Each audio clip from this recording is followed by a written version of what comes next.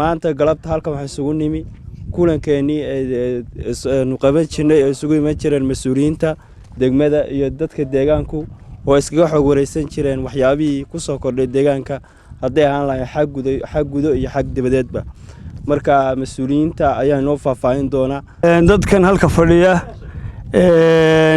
waxgaradka culimaauddiinka hooyooyinka dhalinyarada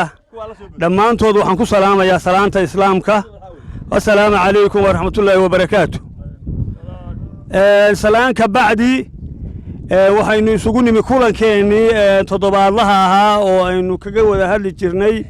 waxa soo kordha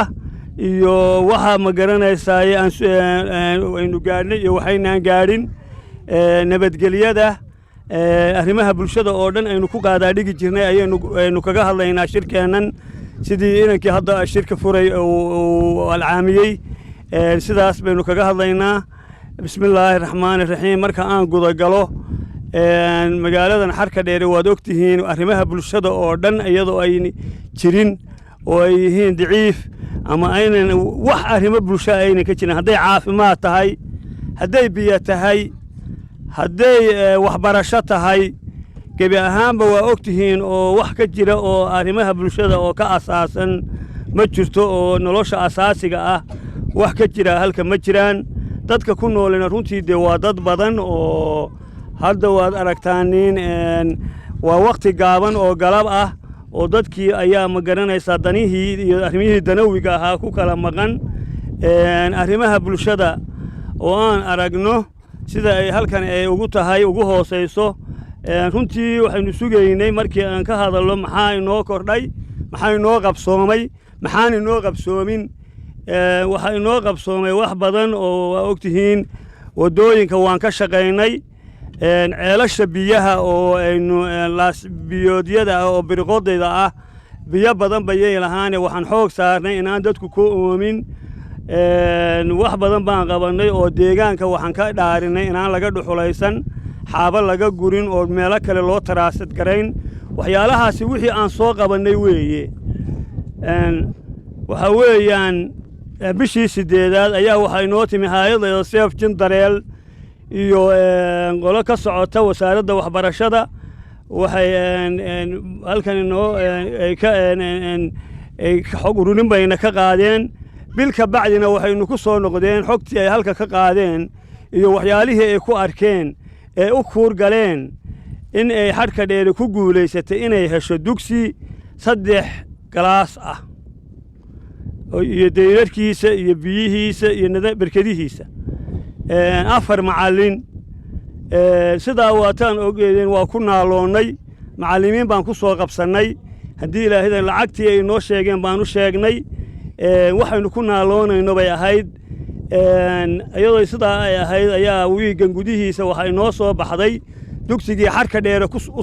u soo baxay oo ku soo baxay waa khaldamay oo wasaaradda gudaheedu ka khaldamay oo weliba wasiirka ayaa sida guddoomisadu ay noo caddaysay ama ay tidhi annagu de ma aan joogin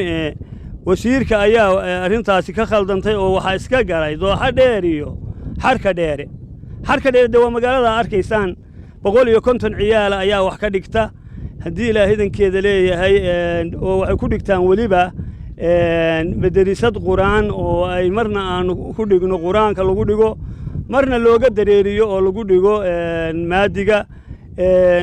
marka waa isku khaldameen baa la yidhi oo meel dooxa ah oo layo dooxa dheer ayaa dugsigii loo weeciyey aan u sugaynay oo lahayn iskuulkii 3 galaas ah oo la dhisaya oo aanu calaamadinay loo dhagax dhigay baa waxa la yiri meel kale la mariyay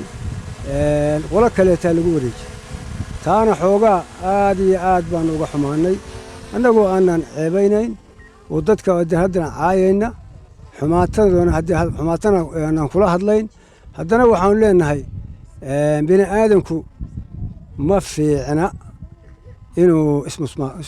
musuqmaasuq inuu iskula kaco musuqmaasuqu ma fiicna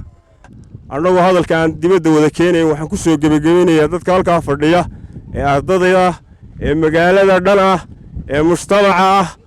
iskuulkoodii loo sheegay ay ku talagaleen sugayeen way u baahan yihiin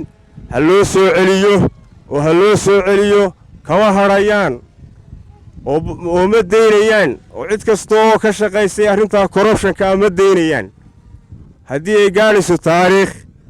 waxaan leenahay dadka iskuulkoodii ha loo soo celiyo haddii ay tahay heer degmo iyo heer gobolba cid kastoo mas'uula cid kastoo ay qusayso inahaasaan ku soo gebagabeynayaa wasalaamu calaykum waraxmatullaahi anigu runtii waxaan ahay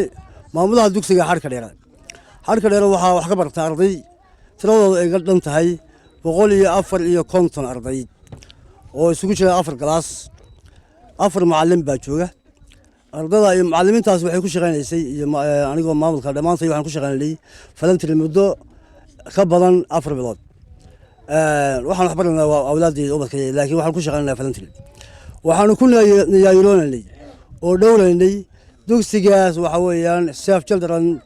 iyo dawladda ay waxa weeyaan Soomaaliland iska kaashadeen dhismihiisa iyo mushaharooyinka macallimiinta balse markii uu meesha ka baxay runtii niyad jab badan baa ku yimi bulshada meesha ku dhaqan balse arrintaas iyada runtii aad iyo aad baan uga xunahay aad iyo aad baan u sugaynay iskuulka waana filaynay waa u sitirinaynay waana nala ka wareejiyay saan u sugaynay baa nala ka wareejiyay marka waanu ka xunahay iskuulkaas aan filanaynay oo nala ka wareejiyay oo dhul kale la siiyay aad iyo aad baan uga xunahay ugana cabanaynaa marka waxaanu jecelahay insha Allah mid kale oo khayr qaba inaanu helo oo naloo farsamayo ciddii xadhka dheer danaynaysa iskuulka naloo baala galo oo aanu iskuul helo baanu ka codsanaynaa bulshada sharafta leh ama bulshada Soomaaliyeed baanu ka codsanaynaa